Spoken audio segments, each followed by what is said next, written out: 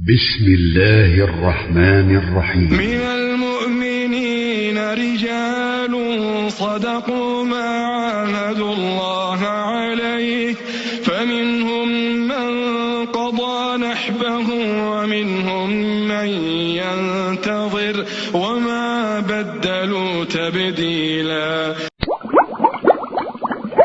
Disebutkan kejadian daripada akhir hidup Mus'ab bin Umair radhiyallahu taala.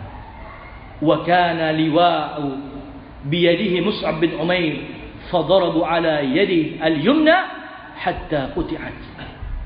Ketika kerasnya serangan kaum musyrikin kepada para sahabat yang sedang menjadi tameng Rasulullah SAW, mereka melihat ada seorang yang memegang bendera, yaitu Mus'ab bin Umair. Mereka tidak tahu kalau itu Mus'ab bin Umair. Ketika itu enggak ada yang tahu yang mana Rasulullah SAW, melainkan ada dari suara tadi. Kemudian ketika bergabung para sahabat ini, sehingga terjadi, dia tahu lagi karena para sahabat juga memakai baju besi, ditutupi, dihalangi jangan sampai ketahuan yang mana Rasulullah SAW.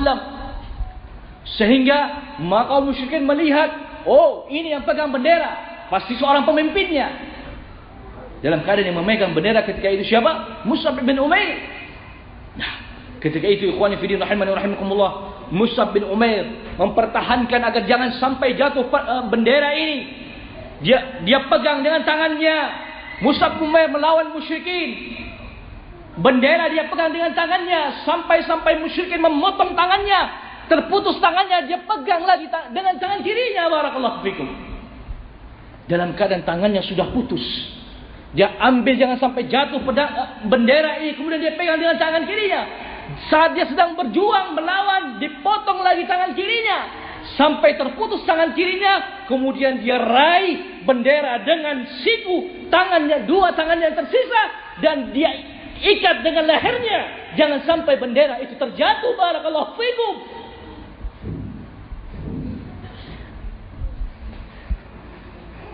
Mus'ab bin Umair radhiyallahu ta'ala anhu tidak mau kaum musyrikin tahu kelemahan kaum muslimin. Dia tidak mau pesan Rasulullah SAW diabaikan, jangan sampai bendera ini jatuh.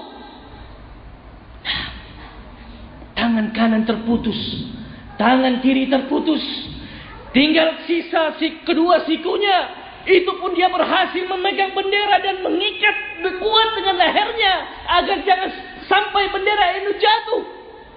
Dan bendera itu pun jatuh. Barakallahu fikum. Qaddarallahu wa ma syaa fa'al.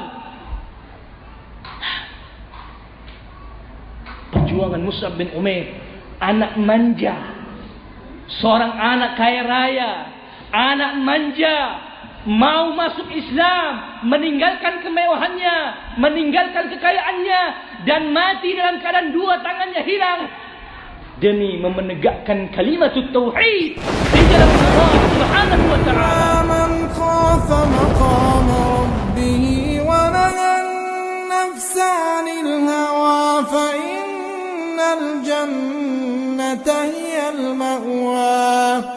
يسألونك عن الساعة أيان مرساها فيما أنت من ذكراها إلى ربك منتهاها إنما أنت منذر من يخشاها كأنهم يوم يرونها لم يلبثوا